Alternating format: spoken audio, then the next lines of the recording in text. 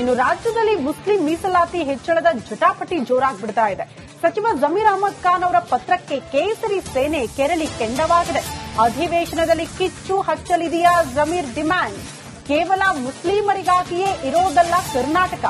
ಜಮೀರ್ ಬರೆದ ಪತ್ರವನ್ನ ಸರ್ಕಾರ ಪರಿಶೀಲನೆ ಮಾಡಬೇಕು. ಸಚಿವ ಜಮೀರ್ ಓಲೈಕೆ ರಾಜಕಾರಣ ಸರಿಯಲ್ಲ ಅಂತ ಕೇಸರಿ ನಾಯಕರು ಆಕ್ರೋಶ ವ್ಯಕ್ತಪಡಿಸಿದ್ದಾರೆ. ಇನ್ನು ಇದೇ ವಿಚಾರಕ್ಕೆ ಸಂಬಂಧಪಟ್ಟಂತೆ ಶಾಸಕ ಮುನಿರತ್ನ ಅವರು ಕೂಡ ರಿಯಾಕ್ಷನ್ ಕೊಟ್ಟಿದ್ದಾರೆ. ರಿಪಬ್ಲಿಕ್ ಕನ್ನಡ ಜೊತೆ ಮಾತನಾಡಿದ್ದಾರೆ. ಏನ್ ಹೇಳಿದ್ದಾರೆ ಬನ್ನಿ ನೋಡ್ಕೊಂಡು ಬರೋಣ.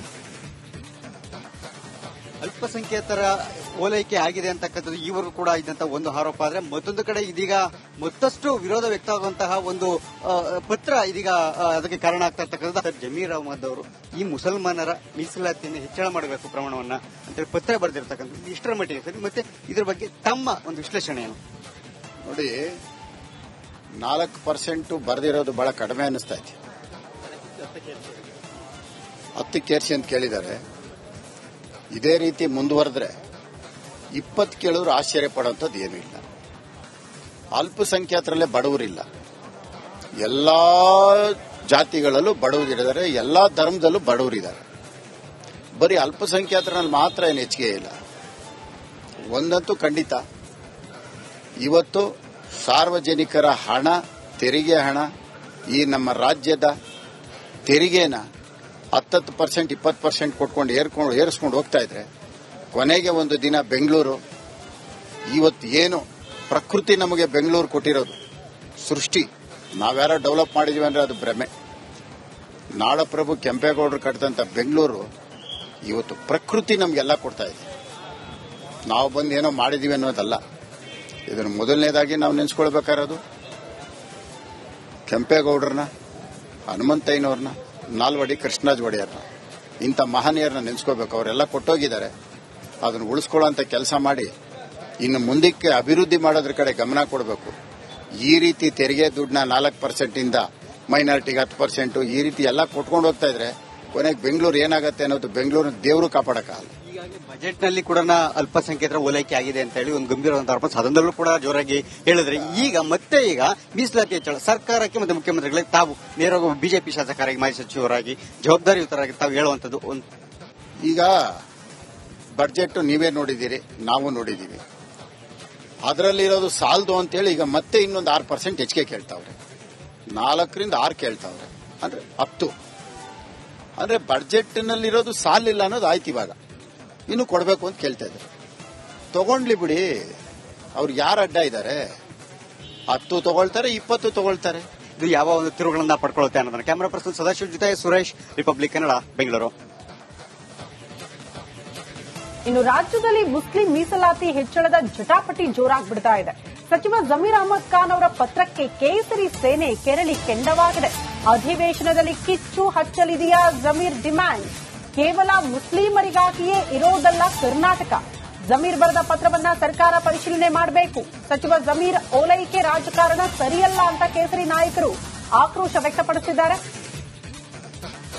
ಇನ್ನು ಇದೇ ವಿಚಾರಕ್ಕೆ ಸಂಬಂಧಪಟ್ಟಂತೆ ಶಾಸಕ ಮುನಿರತ್ನ ಅವರು ಕೂಡ ರಿಯಾಕ್ಷನ್ ಕೊಟ್ಟಿದ್ದಾರೆ. ರಿಪಬ್ಲಿಕ್ ಕನ್ನಡ ಜೊತೆ ಮಾತನಾಡಿದ್ದಾರೆ. ಏನ್ ಹೇಳಿದ್ದಾರೆ ಬನ್ನಿ ನೋಡ್ಕೊಂಡು ಬರೋಣ.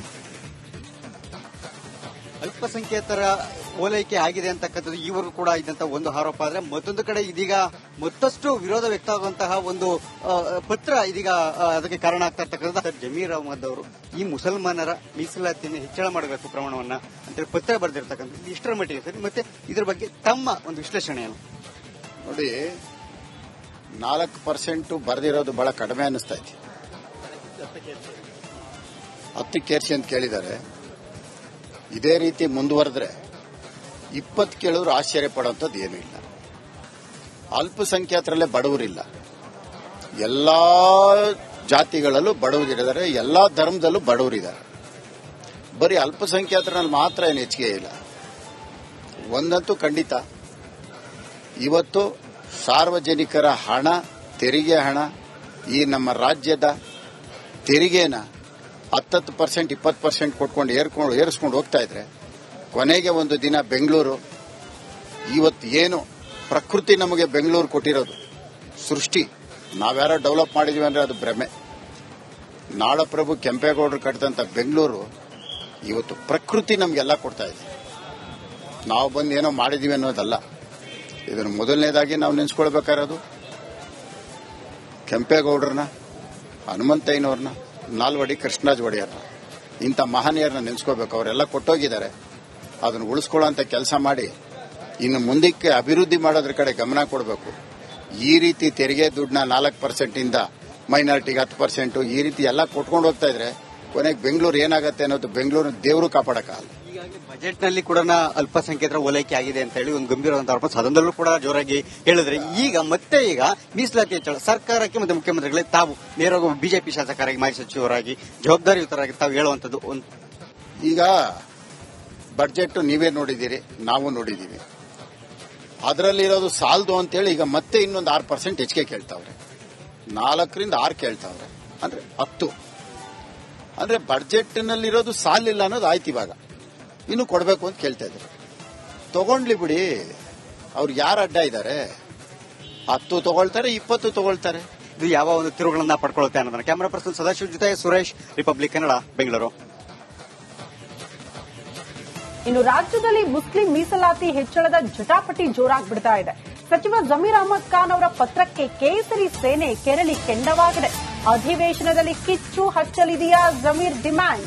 ಕೇವಲ ಮುಸ್ಲಿಮರಿಗಾಗಿಯೇ ಇರೋದಲ್ಲ ಕರ್ನಾಟಕ. ಜಮೀರ್ ಬರೆದ ಪತ್ರವನ್ನ ಸರ್ಕಾರ ಪರಿಶೀಲನೆ ಮಾಡಬೇಕು. ಸಚಿವ ಜಮೀರ್ ಓಲೈಕೆ ರಾಜಕಾರಣ ಸರಿಯಲ್ಲ ಅಂತ ಕೇಸರಿ ನಾಯಕರು ಆಕ್ರೋಶ ವ್ಯಕ್ತಪಡಿಸಿದ್ದಾರೆ. ಇನ್ನು ಇದೇ ವಿಚಾರಕ್ಕೆ ಸಂಬಂಧಪಟ್ಟಂತೆ ಶಾಸಕ ಮುನಿರತ್ನ ಅವರು ಕೂಡ ರಿಯಾಕ್ಷನ್ ಕೊಟ್ಟಿದ್ದಾರೆ. ರಿಪಬ್ಲಿಕ್ ಕನ್ನಡ ಜೊತೆ ಮಾತನಾಡಿದ್ದಾರೆ. ಏನ್ ಹೇಳಿದ್ದಾರೆ ಬನ್ನಿ ನೋಡ್ಕೊಂಡು ಬರೋಣ.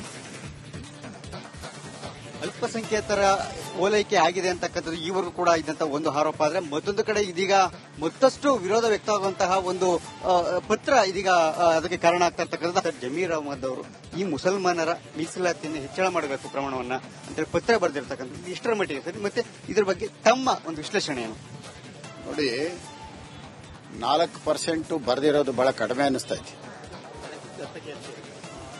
10 ಕೇರ್ಸಿ ಅಂತ ಕೇಳಿದ್ದಾರೆ. ಇದೇ ರೀತಿ ಮುಂದುವರೆದ್ರೆ 20 ಕೇಳಿದ್ರು ಆಶ್ಚರ್ಯ ಪಡುವಂಥದ್ದು ಏನೂ ಇಲ್ಲ. ಅಲ್ಪಸಂಖ್ಯಾತರಲ್ಲೇ ಬಡವರಿಲ್ಲ, ಎಲ್ಲಾ ಜಾತಿಗಳಲ್ಲೂ ಬಡವರಿದ್ದಾರೆ, ಎಲ್ಲಾ ಧರ್ಮದಲ್ಲೂ ಬಡವರಿದ್ದಾರೆ. ಬರೀ ಅಲ್ಪಸಂಖ್ಯಾತರಲ್ಲಿ ಮಾತ್ರ ಏನು ಹೆಚ್ಚಿಗೆ ಇಲ್ಲ. ಒಂದಂತೂ ಖಂಡಿತ, ಇವತ್ತು ಸಾರ್ವಜನಿಕರ ಹಣ, ತೆರಿಗೆ ಹಣ, ಈ ನಮ್ಮ ರಾಜ್ಯದ ತೆರಿಗೆನ 10%, 20% ಕೊಟ್ಕೊಂಡು ಏರಿಸ್ಕೊಂಡು ಹೋಗ್ತಾ ಇದ್ರೆ ಕೊನೆಗೆ ಒಂದು ದಿನ ಬೆಂಗಳೂರು, ಇವತ್ತು ಏನು ಪ್ರಕೃತಿ ನಮಗೆ ಬೆಂಗಳೂರು ಕೊಟ್ಟಿರೋದು ಸೃಷ್ಟಿ, ನಾವ್ಯಾರೋ ಡೆವಲಪ್ ಮಾಡಿದೀವಿ ಅಂದ್ರೆ ಅದು ಭ್ರಮೆ. ನಾಡಪ್ರಭು ಕೆಂಪೇಗೌಡರು ಕಟ್ಟಿದಂತ ಬೆಂಗಳೂರು ಇವತ್ತು ಪ್ರಕೃತಿ ನಮಗೆಲ್ಲ ಕೊಡ್ತಾ ಇದೆ. ನಾವು ಬಂದು ಏನೋ ಮಾಡಿದೀವಿ ಅನ್ನೋದಲ್ಲ. ಇದನ್ನು ಮೊದಲನೇದಾಗಿ ನಾವು ನೆನೆಸ್ಕೊಳ್ಬೇಕಾಗಿರೋದು ಕೆಂಪೇಗೌಡರನ್ನ, ಹನುಮಂತಯ್ಯನವ್ರನ್ನ, ನಾಲ್ವಡಿ ಕೃಷ್ಣರಾಜ ಒಡೆಯರ್ನ, ಇಂಥ ಮಹನೀಯರನ್ನ ನೆನೆಸ್ಕೋಬೇಕು. ಅವರೆಲ್ಲ ಕೊಟ್ಟೋಗಿದ್ದಾರೆ. ಅದನ್ನು ಉಳಿಸ್ಕೊಳ್ಳೋಂಥ ಕೆಲಸ ಮಾಡಿ ಇನ್ನು ಮುಂದಕ್ಕೆ ಅಭಿವೃದ್ಧಿ ಮಾಡೋದ್ರ ಕಡೆ ಗಮನ ಕೊಡಬೇಕು. ಈ ರೀತಿ ತೆರಿಗೆ ದುಡ್ಡನ್ನ 4% ಇಂದ ಮೈನಾರಿಟಿಗೆ 10% ಈ ರೀತಿ ಎಲ್ಲ ಕೊಟ್ಕೊಂಡು ಹೋಗ್ತಾ ಇದ್ರೆ ಕೊನೆಗೆ